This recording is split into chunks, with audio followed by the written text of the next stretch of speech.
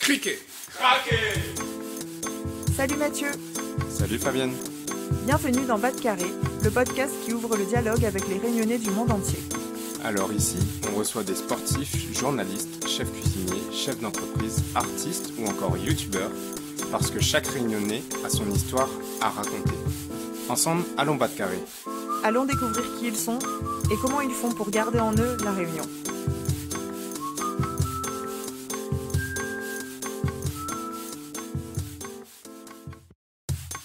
Salut Fabienne. Salut Mathieu, ça va ? Ça va très bien après cette petite pause. Comme vous l'aurez remarqué, on n'a pas fait d'épisode il y a 2 semaines. Et en fait, il y a de très bonnes raisons pour ça.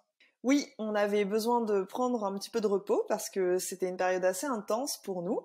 Et ça nous a aussi permis de rechercher de nouveaux invités, en fait, que vous découvrirez très bientôt. Mais on a également préparé plein de surprises dans Bas de Carré et dans nos épisodes et sur Instagram. Et la toute première surprise, c'est pour dès maintenant, parce qu'on est très heureux de vous présenter aujourd'hui la box fruitée qui est plutôt le sponsor de cet épisode. Oui, la box fruitée, c'est un tout nouveau service réunionnais monté par une coopérative agricole qui livre en métropole de savoureux fruits produits à La Réunion. Leur slogan, c'est « Pour rester proche malgré la distance ». Donc évidemment, ça nous parle. Oui, ça nous parle beaucoup. Avec la box fruitée, vous allez pouvoir recevoir en cette fin d'année au choix des bananes, des ananas, des fruits de la passion ou des litchis, bien sûr. Donc, de quoi goûter à la Réunion malgré ce confinement. Et puis, si vous nous écoutez depuis la Réunion, vous pouvez peut-être offrir une box fruitée à l'un de vos proches qui vit en métropole. Et je peux vous assurer que ça fait un excellent cadeau de Noël. Ça, c'est clair. Vous pourrez, sur le côté pratique, commander vos box fruitées sur le site internet dès demain. Le site internet, c'est laboxfruitée.com, laboxfruitee.com. Et donc, le service fonctionnera dès demain, le jeudi 5 novembre. Et oui, du coup, vous avez une exclue en nous écoutant aujourd'hui sur Bas de Carré. Oui, et c'est notre tout premier sponsor, donc on en est vraiment très très fiers. En fait, ça fait totalement sens. Comme vous le savez, chaque année, les fruits de la Réunion, ça nous manque. Ça fait partie de la culture des fêtes de fin d'année de pouvoir manger son petit kilo de litchi tous les soirs du mois de décembre au mois de janvier. Oh oui. Donc on est certain que ça va en tenter beaucoup. Si vous êtes loin de l'île, pouvoir regoûter à ça, ça fait toujours très plaisir. Ça me donne l'eau à la bouche rien que de penser aux fruits délicieux déjà. Alors pour ce retour, après notre petite pause, on a décidé de répondre en fait à vos questions, vous nos auditeurs, et de lever du coup un petit peu de mystère sur Bas de Carré. On a rassemblé les questions que vous nous avez posées sur Instagram pour pouvoir y répondre tout au long de cet épisode. D'abord, on va commencer par répondre à vos interrogations autour de la réalisation du podcast, donc la production de Bas de Carré. Et puis, on parlera ensuite de sujets liés à la Réunion, à notre île. Et enfin, restez avec nous parce que nous vous révélerons tout sur le fameux Makatia Gate. Alors, sans plus tarder, Mathieu, quelle est la première question de nos auditeurs ? Alors, la première question, elle est pour toi. Comment est-ce que vous avez démarré l'aventure Bas de Carré ? Ah, alors, c'est une histoire intéressante. En fait, c'est grâce à toi, Mathieu, qu'on a démarré Bas de Carré finalement parce que tu avais partagé un documentaire sur l'identité réunionnaise qui s'appelle Qui ça nous l'est de Sébastien Klein. On vous le recommande très très chaudement.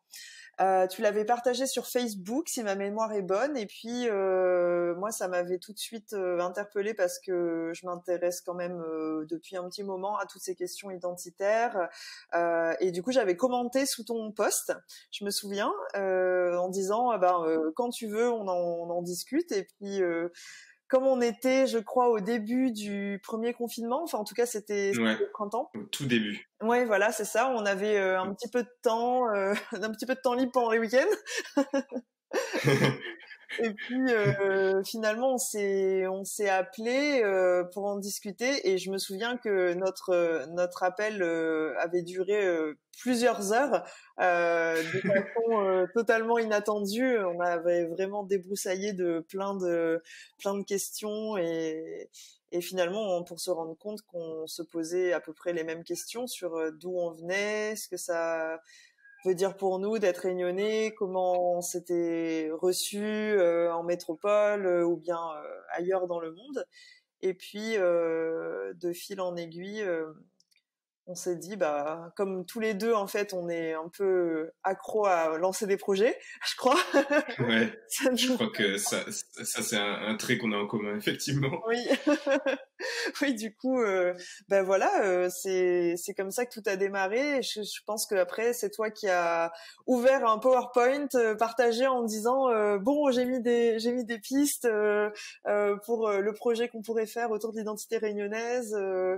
Parlons Ouais, c'est ça. de nos envies. Et puis, Pas de carré est né un peu naturellement. Ouais, notre toute première échange, c'était vraiment sans but précis, c'était uniquement autour de ce documentaire qui nous avait un peu bouleversé ou qui a fait mûrir de nouvelles questions en nous. Et c'est pour ça que moi j'avais envie de le partager. Dès que j'ai vu ça, je me suis dit mais il faut absolument que tous mes potes avec qui je suis venu en métropole, ils le regardent. Il faut qu'on en parle. Et puis j'ai tagué tout le monde et je t'ai pas tagué toi, je crois. Et toi, t'as vu quand même mon post et tu t'as regardé le documentaire et donc ouais, notre discussion au départ, c'était autour de nous deux, chaque personne, chaque identité, comment elle s'est construite, de l'enfance, de nos histoires aussi, de nos parents, de nos grands-parents. Oui, c'est vrai. C'était chouette de parler de tout ça. Et puis après, de carré, c'était à la fin de ces 2 heures et quelques de discussion qu'on s'est dit pourquoi pas creuser le sujet ensemble sous un format ou sur un autre. Donc on n'était pas encore arrêté sur le format de podcast, même si en fait, sans le savoir, tous les deux, on en écoutait beaucoup et on avait envie de porter ça sous ce format. Mm. Et puis, avec un peu de recul, je me dis que c'est un projet qui reste tout récent et qu'on a vite concrétisé. Parce qu'en quelques mois, là, on a fait 11 épisodes avec celui-ci. Et on a déjà beaucoup de monde qui nous écoute, qui nous suit toutes les 2 semaines, qui nous suivent aussi sur les réseaux, donc sur Instagram.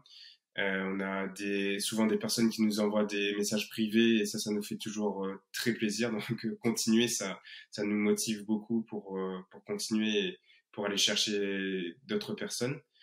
Donc voilà, je trouve ça chouette de regarder un peu en arrière, de voir que en si peu de temps, on a créé ça et que ça surtout ce qui est plus important, c'est que ça touche d'autres personnes. C'est pas que pour nous, c'est pas un truc uniquement personnel. C'est que ça touche d'autres Réunionnais qui voient aussi dans nos parcours beaucoup de similitudes. Donc voilà, toujours très gratifiant de voir toutes ces réalisations. Oui. Tu veux enchaîner avec l'autre question? Oui. Oui, d'ailleurs, en fait, en parlant de communauté, en fait, j'allais dire que effectivement, ça fait du bien de voir qu'on n'est pas les seuls à se poser ces questions. Donc, c'est vrai qu'on partait de ce postulat-là. Et d'ailleurs, on voit à travers les interviews de nos invités qu'eux aussi, en fait, se retrouvent dans des expériences similaires et ont des expériences communes à partager, mais un peu chacun avec son parcours, son profil. Et d'ailleurs, on a la question suivante qui est sur les invités. On nous demande comment choisissez-vous vos invités? C'est assez simple en fait. Nous, on avait envie d'interviewer des profils qui étaient assez différents, donc dans les métiers. Donc, on a eu des sportifs, des artistes, journalistes, des personnes qui sont très présentes aussi sur Instagram par exemple. Donc on s'est fait une liste tous les deux avec Fabienne et on s'est dit bah voici un peu les métiers qu'on a envie de toucher. Parce que un des points qui était important pour nous, c'était de montrer des personnes qui ont réussi dans leur métier, dans leur passion, et de montrer que c'est possible, qu'il y a plein de cheminements différents et qu'il y a des rôles modèles en tant que Réunionnais. Donc c'est pour ça qu'on s'est beaucoup attaché à ça, à avoir des profils très différents, aussi des profils différents sur le sexe, donc des hommes, des femmes, et qui ont une belle variété dans les relations qu'ils ont avec l'île. Par exemple, la petite créole, elle, donc elle a vécu jusqu'à 8 ou 10 ans, je me rappelle plus trop, à La Réunion, puis elle a vécu 18 ans en métropole avant de revenir. Donc c'est une relation assez singulière avec l'île. Et puis tu vas avoir quelqu'un comme Thérèse de Poche qui, elle, a vécu, je sais pas, jusqu'à ses 18-20 ans à La Réunion et qui ensuite est partie vivre au Canada. Et donc tout ça, ça donne beaucoup de diversité sur ça veut dire quoi être réunionnais, comment est-ce qu'on peut se sentir réunionnais quand on vit à des milliers de kilomètres, quand on vit pendant des années loin de l'île, quand on revient sur l'île, est-ce qu'on retrouve tout ce qu'on avait en tête. Et puis voilà, donc dans la diversité, et puis pour trouver ces invités de manière plus pragmatique. Donc tous les deux, on avait déjà pas mal de personnes en tête. On a demandé à des amis réunionnais de nous recommander d'autres personnes. Et puis de fil en aiguille, nos invités nous ont recommandé d'autres personnes. Et puis voilà, on a tourné donc 11 épisodes jusqu'à maintenant. Donc tout ça nous mène à la question suivante. Est-ce que Fabienne, tu peux nous dire comment est-ce que nos invités se préparent? Comment est-ce qu'on fait pour les préparer en fait à notre interview? Alors oui, là on rentre effectivement dans les coulisses de l'organisation de Bas de Carré du coup. En fait, une fois que les invités sont contactés, donc c'est soit Mathieu ou moi qui envoyons des messages pour demander s'ils sont intéressés et que l'interview est acceptée, on convient d'un appel de présentation de Bas de Carré et puis de l'invité également pour qu'on puisse échanger autour des sujets qu'on aborde dans Bas de Carré, autour de leurs envies, de ce qu'ils ont à partager sur leur expérience. Et puis en général cet appel dure j'irais bien 1h30 parce que c'est un sujet sur lequel finalement on a beaucoup à échanger même lors d'un premier appel. Et on convient enfin d'une date d'enregistrement. Donc entre l'appel ensuite de préparation jusqu'à la date d'enregistrement, on peut échanger un peu par email. On a nos questions récurrentes qu'on envoie par email pour que notre invité puisse s'y préparer s'il le souhaite. On parle également des conditions techniques.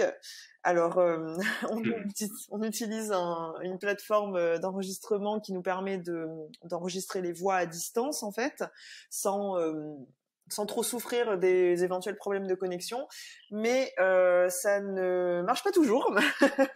On a déjà eu quelques petits problèmes techniques avec quelques invités, mais on a toujours su trouver une solution, que ce soit superposer un téléphone avec un enregistreur et utiliser quand même l'ordinateur. Bon, c'est parfois un peu Parfois c'est un peu acrobatique en mode MacGyver, faut réussir à se débrouiller. Parce que oui, il y a un point qui est important, c'est de dire qu'on fait la majorité de nos enregistrements à distance, donc on n'est pas près de la personne qu'on interviewe, donc il faut le faire vraiment à distance. Oui, voilà, donc du coup sur la préparation, tout se fait par téléphone ou Instagram ou email. Alors, du coup, en parlant de technique et de qualité du son, etc., on nous demande, côté technique, est-ce que vous vous êtes formé? Donc non, on s'est pas formé. et je ne saurais même pas dire s'il y a une formation pour devenir podcasteur, j'en sais rien. Ce qu'on a fait, c'est on s'est beaucoup renseigné, on a écouté les conseils, on a lu les conseils d'autres podcasteurs. Et puis, comme on en écoute beaucoup des émissions en podcast, on avait les codes, on savait comment ça fonctionnait, qu'il fallait faire un générique, qu'il fallait que ça dure tant de temps. Notre format principal, qui est un format interview, c'est un des formats les plus répandus sur les émissions de podcast. Donc on a fait ça à notre sauce et on s'est lancé. Et puis, comme tu l'as dit, il n'y a pas besoin de beaucoup de matériel. Donc juste Internet, des écouteurs, un ordi, ça suffit pour lancer un podcast. Donc, est-ce que tu peux nous dire, s'il te plaît, Fabienne, est-ce que ce n'est pas trop dur d'attirer les gens sur les podcasts quand aujourd'hui ils sont principalement attirés par l'aspect visuel des choses? Alors en fait, les deux sont complémentaires, je dirais, puisque dans le podcast, on arrive à apporter une dimension assez riche et longue qui n'existe pas forcément dans une image ou même dans une série d'images. On a quand même beaucoup plus d'éléments de conversation et puis c'est vrai que les gens qui aiment déjà les podcasts sont toujours à la recherche de nouvelles émissions à découvrir. Comme tu le disais, Mathieu, nous, en l'occurrence, on écoute beaucoup de podcasts et je crois qu'on a un peu tous cet usage qu'on trouve une émission qui nous plaît et puis en fait après il y a un certain plaisir à cette écoute là qui est assez posée et qui nous permet aussi d'avoir un moment un peu privilégié avec les gens qu'on écoute. J'ai l'impression que c'est presque un peu plus intime que lorsqu'on regarde des photos, par exemple, sur un site ou même sur Instagram. Et puis, bon, après, à côté de ça, c'est vrai que c'est un format qui est assez nouveau, mais qui se répand assez vite. Donc, de plus en plus, à La Réunion, il est encore sur le début. Peut-être que on peut dire que le podcast est assez balbutiement à La Réunion. Après, il n'y a pas que Bas de Carré. Dans l'occurrence, nous, on aime beaucoup un autre podcast Made in Réunion qui s'appelle Mettre en l'air, réalisé par Manon, avec qui on a déjà pu échanger un petit peu. Et on aime beaucoup le podcast qu'elle produit, donc on vous le recommande. Et en tout cas, nous, on trouve pas forcément difficile d'attirer les gens parce que en fait, on parle à ceux qui viennent vers Bas de Carré, en fait, ont vraiment envie de partager ce propos avec nous. Donc, je crois pas qu'on puisse. Peu importe le format. Oui, voilà, je crois pas qu'on trouve ça difficile. En fait, on est très content d'avoir des nouveaux, de voir nos écoutes augmenter, de voir qu'on a de nouveaux followers, mais surtout, ce qui est important pour nous. Voilà, c'est les petits messages qu'on reçoit, c'est de voir qu'on peut toucher les gens. Donc, on n'est pas forcément en train d'essayer de ramener du chaland, je sais pas comment on dit, forcément, mais en tout cas, moi je trouve ça bien complémentaire d'avoir le format podcast et puis notre compte Instagram, quoi. Oui, c'est ça. On n'est pas fermé sur les formats. Le podcast, c'est bien parce que c'est un format maintenant qu'on maîtrise. Instagram aussi, mais voilà, peut-être qu'un jour on fera de la vidéo. Enfin, on n'est pas du tout fermé sur le format. On est plutôt très conscient de ce dont on a envie de parler. Donc notre sujet de cœur, et ensuite on verra le format en question. Et puis juste pour revenir sur le podcast, je me rappelle quand j'écoutais mes premiers podcasts, ça devait être en 2016 ou en 2017, il y en avait presque pas ici en France. Et aujourd'hui, il y en a des centaines et des centaines. Ouais, donc à mon avis, ouais, il se passera la même chose pour La Réunion. On est juste au début, mais d'ici quelques mois, quelques années, vous aurez encore plus de choix et de variété dans les émissions. Oui, oui, c'est clair. Et puis on espère, hein, nous aussi, on a envie d'entendre d'autres personnes parler de La Réunion. Alors, La question suivante, c'est combien de temps consacrez-vous à Battre Carré? Alors ça, je trouve que c'est assez difficile de répondre à ça parce que ça change vraiment beaucoup d'une semaine à l'autre. Alors, ce qu'il faut savoir, c'est que jusqu'à présent, la plupart des épisodes qu'on avait enregistrés, ils avaient été enregistrés pendant le précédent confinement ou juste après le confinement, au moment du déconfinement, sur cette période. Et donc, qu'on a capitalisé sur ça et que sur les mois qui ont suivi, on a fait surtout du montage, on a fait de la communication, mais que le gros des enregistrements était déjà passé. On avait juste à rajouter donc notre petite introduction à chaque fois en début d'épisode, mais c'est pas grand chose entre guillemets.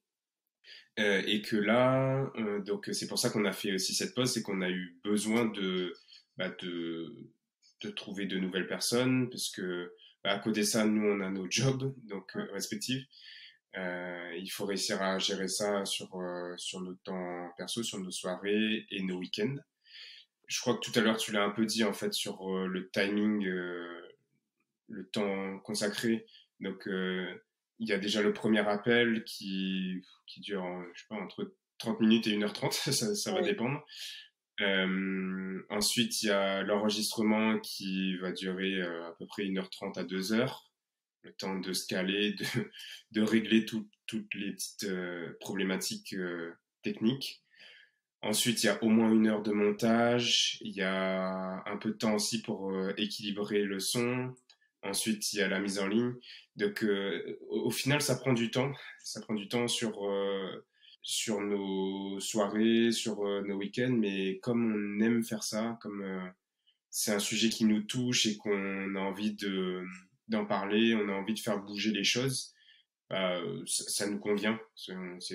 Et puis, après, il faut dire aussi que tous les deux, on est assez, j'allais dire surexcités, mais c'est pas surexcité, on est assez hyperactifs, pardon. Oui. Je crois que ça colle mieux. On est assez hyperactifs et on lance beaucoup de projets, donc on a l'habitude de prendre sur notre temps perso pour faire ça, en plus de nos boulots. Donc voilà pour la question. Fabienne, est-ce que tu peux nous dire d'où est-ce qu'on travaille? Si on a un bureau Battre Carré aujourd'hui, Ah et là si on là, travaille de chez nous ou d'ailleurs. ça serait incroyable d'avoir un petit bureau avec le logo Battre Carré, tu sais. Mais bon, à l'ère du télétravail, je crois que je suis pas sûre que ça soit forcément, ça arrive forcément un jour. Mais pour répondre à la question, on travaille chacun depuis chez nous. Donc Mathieu habite en région parisienne et moi je suis entre Amsterdam et Paris, enfin quand on n'est pas confiné. Donc là, au moment où on enregistre, je suis à Paris. Et comme Mathieu l'a dit, c'est un projet qu'on a commencé à côté de nos emplois. Donc il est fait maison et il est fait à la maison. Oui, c'est ça. Et ouais, peut-être qu'un jour, il y aura des bureaux.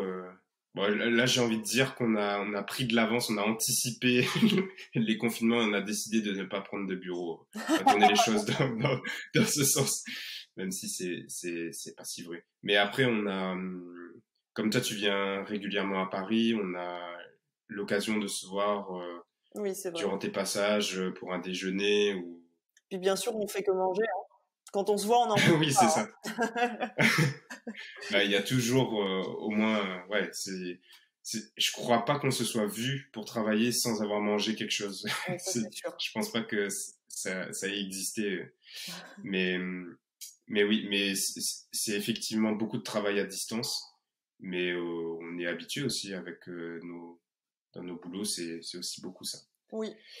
Maintenant, je te propose de passer à un nouveau thème de questions. Donc, on va rentrer dans quelque chose d'un peu plus profond.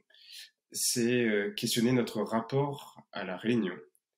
Alors, Fabienne, est-ce que tu peux me dire si si tu considères que la métropole a été une terre d'accueil pour toi?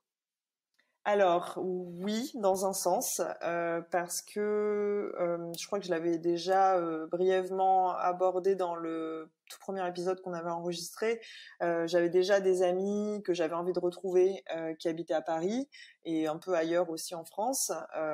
Et notamment, j'avais aussi une famille de cœur en Franche-Comté, donc qui est une famille que je continue à voir, chez qui je vais à Noël quand je rentre pas à La Réunion, parce que moi je rentre pas très souvent. Et du coup, j'avais hâte de les revoir et de passer du temps avec eux. Et dans un sens, oui, bah, je me suis sentie quand même accueillie par ces gens qui étaient déjà proches de moi. Donc ça, c'était l'aspect accueil. Je dirais oui par le biais de gens qui me connaissaient déjà. Après, c'est aussi le moment où j'ai senti que, pour la première fois, que j'étais perçue comme chinoise, mais dans le sens différente de la majorité.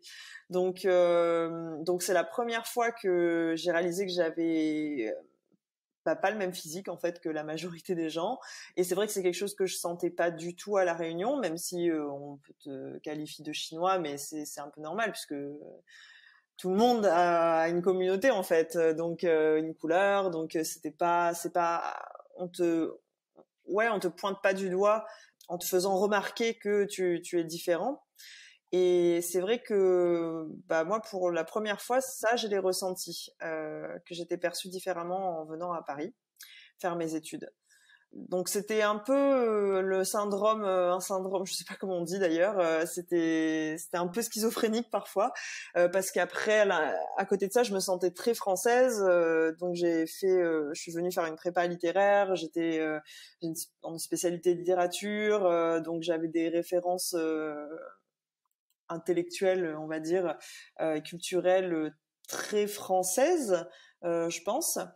C'était aussi ce à quoi j'aspirais. Je lisais énormément, j'écrivais beaucoup, donc je me sentais très française. Et du coup, j'avais envie d'être ici.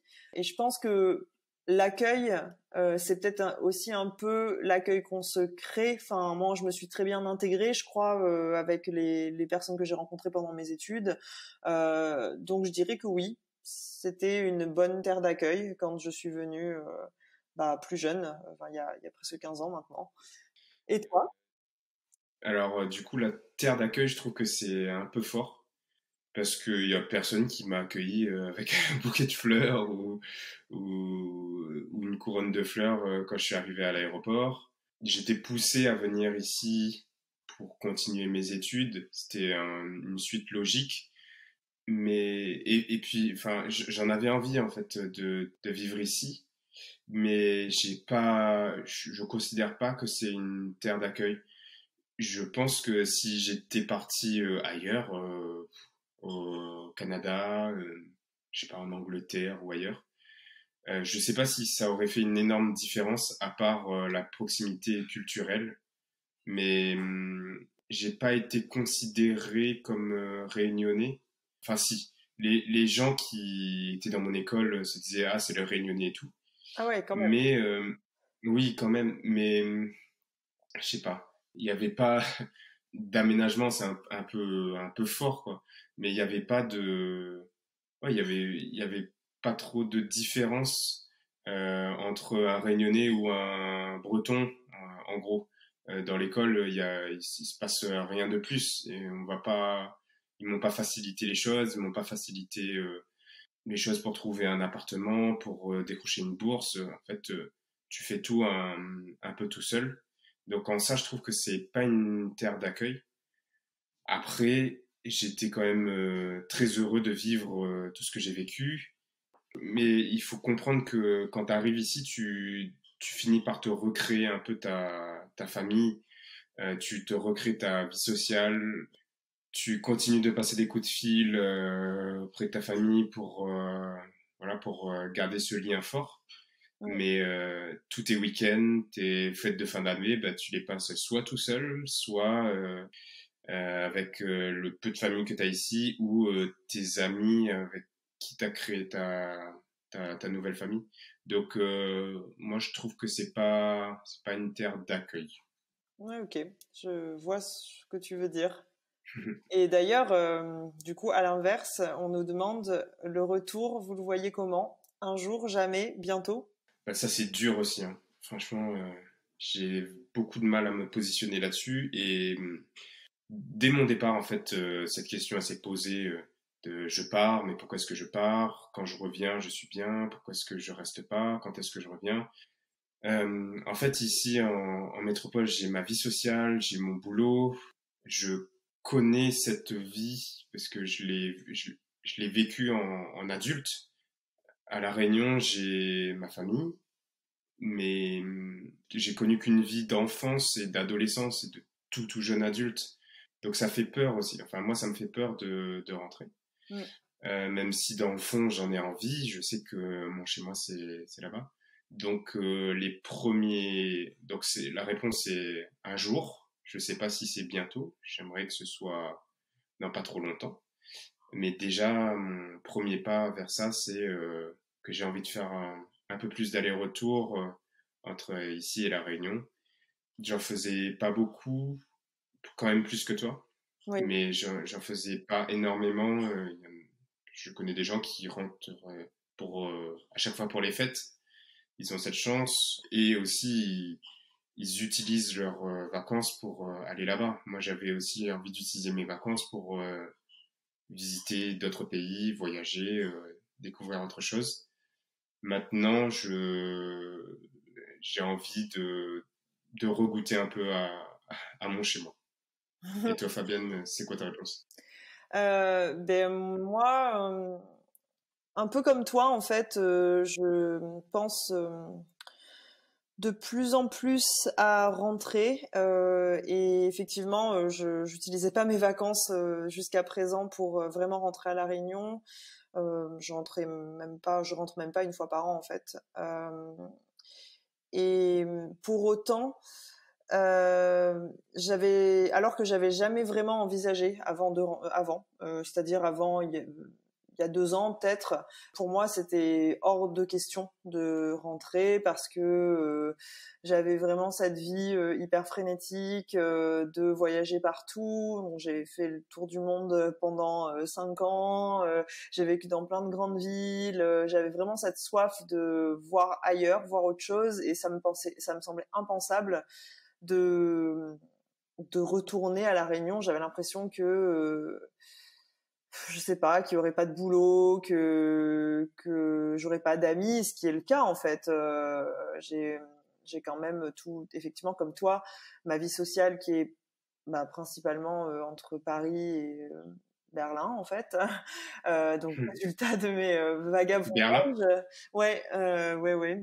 Si je pense Ok. aux gens vraiment qui voilà, avec qui je suis beaucoup en contact, qui constituent mon quotidien entre guillemets, ça serait entre ces 2 villes. Et donc pendant très longtemps, c'était très difficile pour moi d'envisager même ne serait-ce que une possibilité de rentrer. Mais c'est vrai que ça a commencé à changer récemment. Je pense parce que j'ai envie d'une vie peut-être un peu plus posée après avoir bougé dans je sais même pas combien de villes ces dernières années. Et puis je crois que je me rends compte aussi que je pourrais rentrer à La Réunion quelques mois, quelques années, sans pour autant que ça soit définitif et que ça soit comme une sentence de t'es rentré quoi. Enfin, j'avais jamais vu ça comme ça avant, mais après avoir vécu 2 ans basée au Vietnam par exemple, où j'ai aussi pu découvrir d'autres pays autour, et je vois que 2 ans, en 2 ans t'as le temps de faire beaucoup de choses, et t'as le temps de découvrir, de te rapprocher des gens sans te dire c'est bon, je suis là pour toute la vie quoi. Et je me dis pourquoi pas finalement faire la même chose à La Réunion, avoir mon job en freelance, et rentrer pour 6 mois, 1 an et demi, travailler un peu là-bas, découvrir, écrire des articles, enregistrer des épisodes de Pas de Carré sur place, pourquoi pas. Ça, je pense que ça pourrait vraiment me plaire comme une étape, en tout cas temporaire, mais dans le sens pour tâter le terrain sans se dire que ah ça y est, il faut tu vois tout remballer, abandonner ta vie ici. Peut-être que ça peut être juste une expérience supplémentaire quoi, de rentrer pour redécouvrir la Réunion. Ouais, je partage ton point de vue. Nouvelle question, toujours dans la même thématique. N'avez-vous pas voulu rentrer une fois le diplôme obtenu, rentrer à La Réunion, tout court? Bah, comme je disais, pour moi, bah non, c'était pas du tout une question au début. Déjà parce qu'on m'avait toujours poussé à partir, donc comme toi Mathieu, hein, comme Mhm. tu l'expliquais. Et puis je vais jamais parler de revenir quoi. Hein. Enfin même après avoir fini mes études, j'ai trouvé un boulot tout de suite après mes études.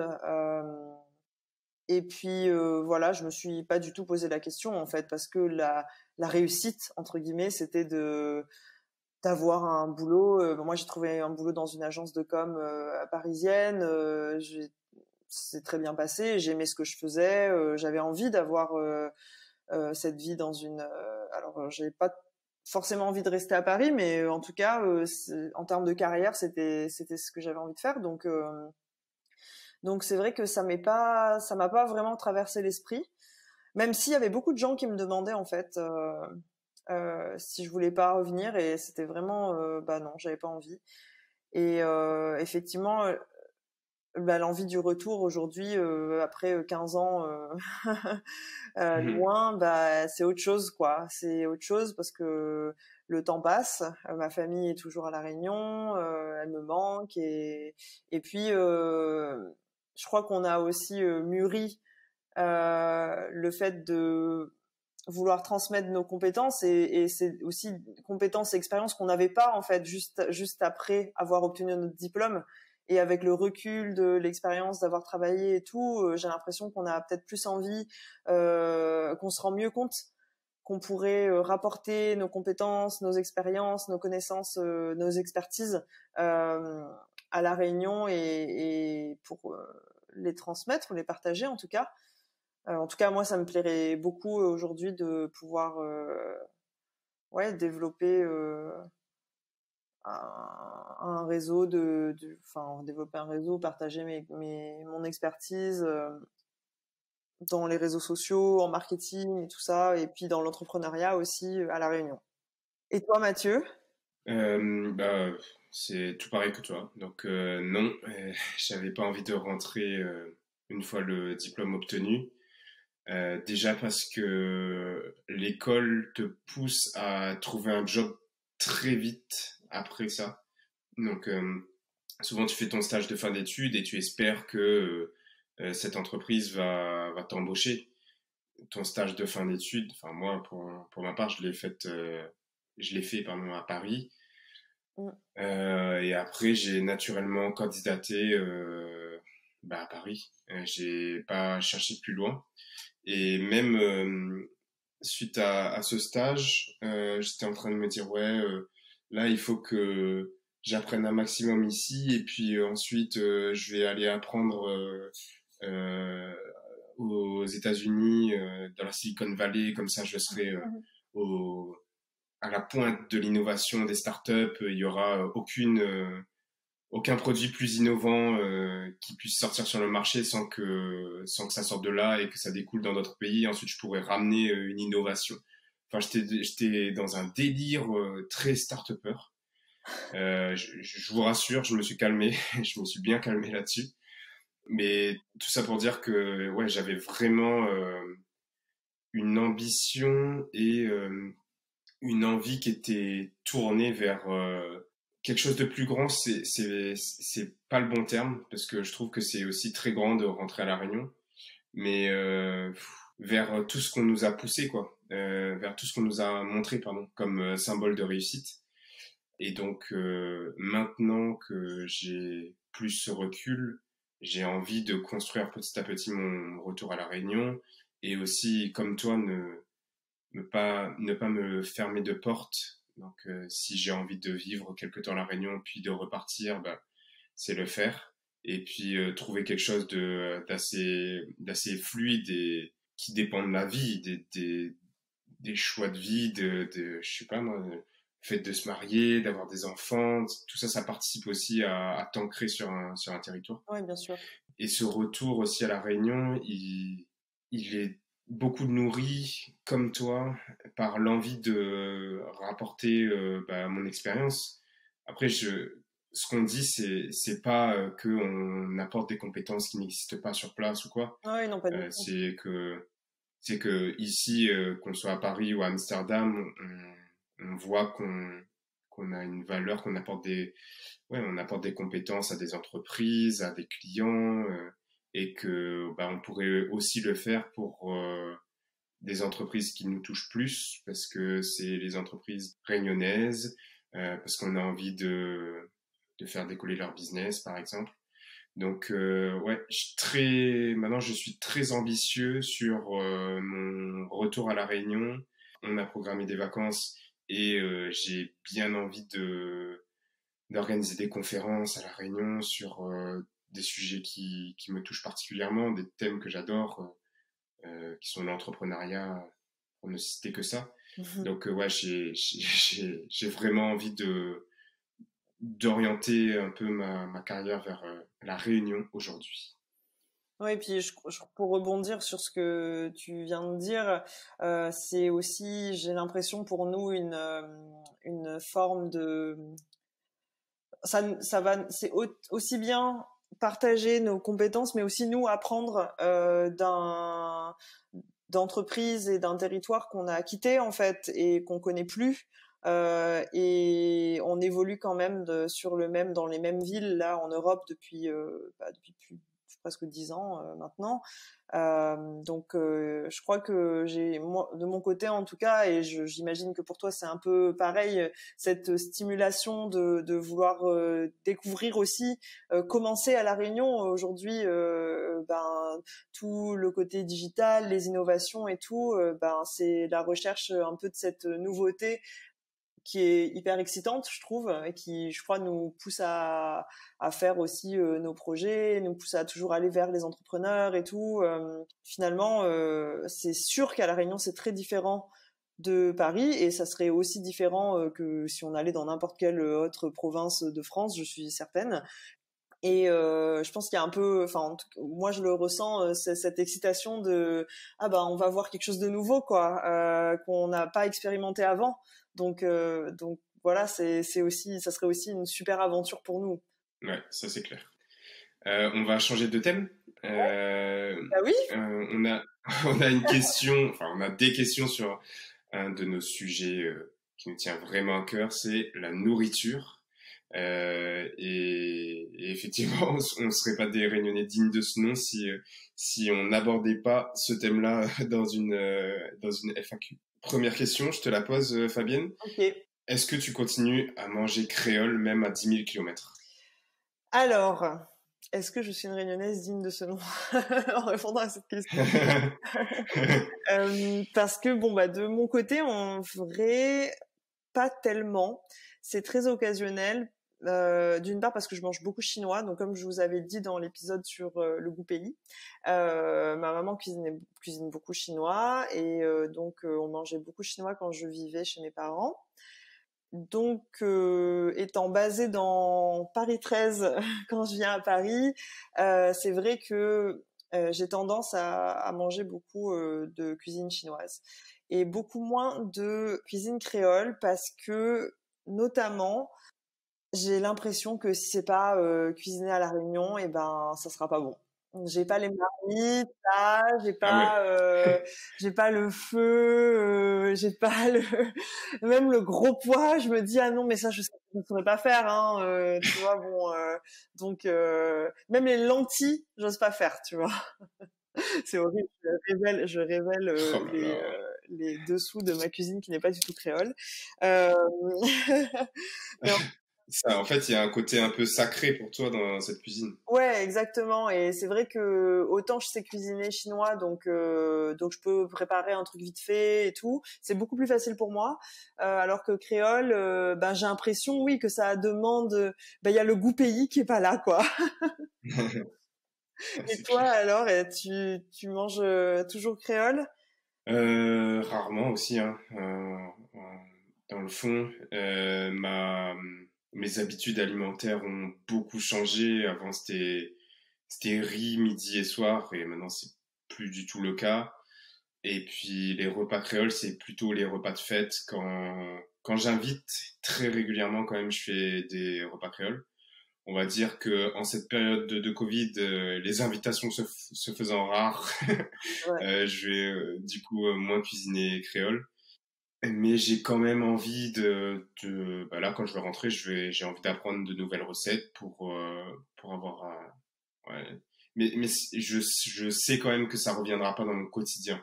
Mm. Ça va pas être, je reviens du taf et je fais un rougail saucisse, quoi. Ça, c'est impossible. Ça m'arrive par contre de le faire pour le week-end et d'avoir des barquettes ensuite pour la semaine, ça c'est bien. Mm. Euh, mais c'est tout, hein. On est peut-être pas des Réunionnais dignes de ce nom au final. Pour notre défense, j'allais ajouter que tu disais, oui, je vais pas faire un rougail saucisse et tout, mais déjà, on n'a pas les saucisses de la Réunion. Alors bon, évidemment, vous allez dire, je suis sûre qu'on peut trouver des saucisses de la Réunion à Paris maintenant, hein, mais c'est vrai que c'est-à-dire que les ingrédients sont quand même un peu moins accessibles, quoi. Donc, du coup, c'est pas, Ouais. enfin, ça demande quand même une organisation supplémentaire de se dire, on va faire un repas créole. Donc, malheureusement. Donc oui, effectivement, Ouais. comme tu dis, c'est un petit peu sacré, quoi. Et alors, on nous demande, ça sera quoi votre petit remontant réunionnais pour passer cet hiver? Bonne question. De mon côté, ce sera le rhum arrangé. Ce sera le rhum arrangé. C'est chaque année, je crois que j'ai un nouveau rhum qui arrive par mes parents. Soit ils viennent ici, soit je vais là-bas, ou mes frères. Bref, il y a toujours quelqu'un qui ramène une bouteille de rhum arrangé pour moi. Et jusqu'à présent, c'était quand même beaucoup rhum litchi. Je crois que là, j'ai fruit de la passion, je crois, qui sera pas mal à déguster. Mais bon, c'est pas un petit rhum tous les soirs, hein. C'est vraiment, c'est Rassurez-vous. vraiment, ouais, voilà, rassurez-vous. C'est vraiment soit quand il y a des invités, soit pour les fêtes, pour Noël, Nouvel An. Si je suis invité, je ramène ma petite bouteille, je fais déguster ça à mes amis métropolitains qui connaissent pas forcément et qui adorent et qui souvent mélangent avec le punch. Et ça m'énerve enfin, ça m'énerve terriblement. Donc eux, ils ont l'habitude juste de prendre du rhum et de le mélanger avec du jus et de faire un punch et ils conçoivent pas en fait que le rhum arrangé, pour moi c'est de l'artisanat, c'est de l'art. Tu dois prendre ta bouteille, tu dois mettre, déjà c'est des fruits, c'est pas du jus de fruits. Tu dois doser le sucre, tu vas mettre ça quelques mois dans un endroit où il n'y a pas le soleil. Après tu goûtes, enfin, je sais pas, c'est comparer deux choses qui n'ont rien à voir. Donc voilà, je défends très fermement le rhum arrangé chaque hiver. Et toi, ce sera quoi ton petit remontant réunionnais? On aura la box fruitée, hein, donc Oui, c'est vrai, c'est vrai. cette année, mon petit remontant, ça sera les fruits. Bon, ça fait très très longtemps que j'ai pas mangé de litchi. Franchement, je me rappelle même plus la dernière fois que j'ai mangé un litchi tellement ça fait longtemps. Enfin, c'est dur là. Hein. Franchement, j'ai vraiment Ouais, c'est besoin de chaud. rentrer. Mais mon fruit préféré, c'est quand même l'ananas de la Réunion. Donc, je vais bien déguster les ananas et puis avec les petits litchis. Voilà, ça fera mon bonheur là pour cette fin d'année. Ah oui, ouais, je suis totalement d'accord avec toi. J'ai hâte de pouvoir déguster tout ça. Bon alors Mathieu, est-ce que tu es prêt? Mhm. Parce que Je en sais ce qui m'attend. en parlant de nourriture, il faut quand même dire que on se retrouve au milieu d'une sacrée affaire. Le fameux Macatugate. Bon, d'abord, je vais revenir sur les faits.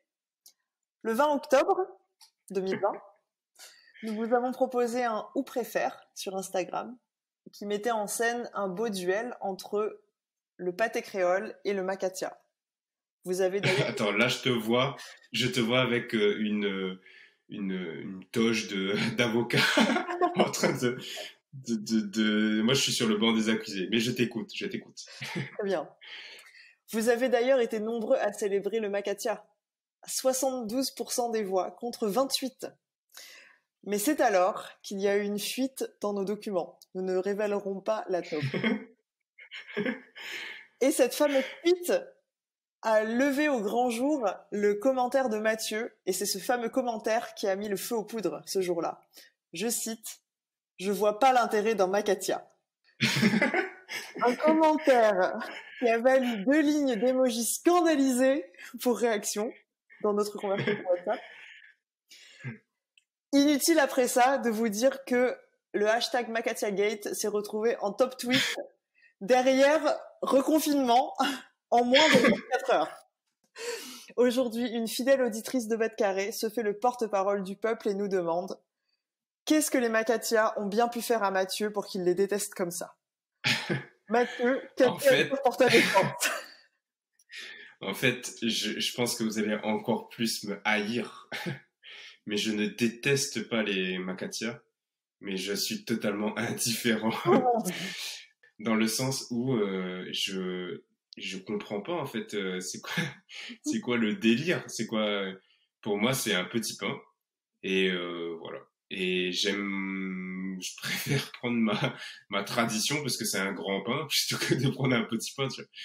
Et je me fais, il y a mes frères, il y a mes parents qui m'envoient des messages en mode mais d'où on t'a éduqué comme ça, on va te faire goûter le Makatia en rentrant et tout. Mais vraiment, moi, ça passe à côté. Donc, mais je suis quelqu'un de très ouvert d'esprit. Donc, je vais réviser mon avis en rentrant et goûter à Makatia. Mais aujourd'hui, je suis vraiment dans l'équipe des 28% et je défends fermement le pâté créole contre le Makatia. Et je vais même dire que c'est beaucoup plus important de parler du pâté créole parce que même dans une chanson grand-mère c'est pas Où ça nous ça va, mais je sais plus comment il s'appelle, je crois que c'est un des gars qui était dans le groupe Où ça nous ça va. Il parle de sa grand-mère qui est décédée et il y a un passage qui dit que il parle justement du pâté créole. Il dit il parle de Noël et il dit que chaque Noël en gros il y a un Marie Brizard et un pâté créole. Et moi je suis d'accord avec lui, le pâté créole c'est beaucoup plus important que le Makatia. Donc je reste sur mes positions sur ça. Et on peut faire du Makatia Gate, un top tweet. Je suis prêt à me défendre et je suis sûr qu'on va lever une armada de pâté créole fans. Alors, on va créer un compte Insta pâté créole et ça va être la révolte des pâtés créoles. Voilà, l'accueil ne se démonte pas, comme vous pouvez le constater. Donc, s'il vous plaît, ne l'accueillez pas en lui lançant des Makatia lorsqu'il passera les portes de l'aéroport. Et puis bon. J'ai l'impression d'être le Judas de la Réunion. Pour rééquilibrer un petit peu la balance quand même, il faut quand même que je le dise aussi en public parce que nul n'est parfait, mais moi, j'aime pas le pâté créole. Oh là là. Mais je conçois, j'entends. Mais je pense que les 28% là, on est bien plus radicaux que les 72% de Makatia. Donc fais attention à toi, tu risques d'avoir des lettres assassines chez toi. Oh là là, je me préparerai en montant un mur de Makatia. Un mur de petits pains. D'accord. Oh. Non, Makatia. On arrive à la fin de cet épisode FAQ. C'était chouette, hein, ouais. de répondre à ces questions. Absolument. Merci beaucoup à tous d'avoir joué le jeu et de nous avoir posé toutes ces questions. On s'y attendait pas à tout ça. Donc ça a fait un épisode qui était de mon côté, enfin, de notre côté, très chouette à enregistrer. J'espère que vous en avez appris plus sur nous. Je sais pas si tu veux rajouter un petit mot. Oui, ben merci beaucoup. Comme tu l'as dit, c'était super de pouvoir vous répondre. Et puis on espère que du coup on vous a donné des informations que vous souhaitiez avoir. Si jamais vous avez d'autres questions qui vous viennent suite à l'écoute de cet épisode, n'hésitez pas à nous écrire sur Instagram comme d'habitude. Ah, le chat de Mathieu fait son retour. Il a senti que c'était la fin de l'épisode. Oui, il vient toujours me déranger quand je fais des enregistrements. C'est incroyable. Mais à chaque fois, c'est C'est parce quand qu'il je suis silencieux. Ouais, c'est ça. c'est peut être au centre de l'attention. Ouais, c'est le sujet, la réunion qui le motive. Ah, Et puis je permets à nouveau de reciter la box fruitée qui sponsorise cet épisode et qu'on remercie.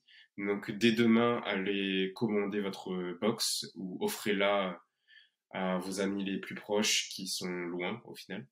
Euh, Nous, ça nous fait chaud au cœur de voir que vous soutenez aussi des entreprises et des sponsors qui nous soutiennent et qui nous aident à tenir ce podcast.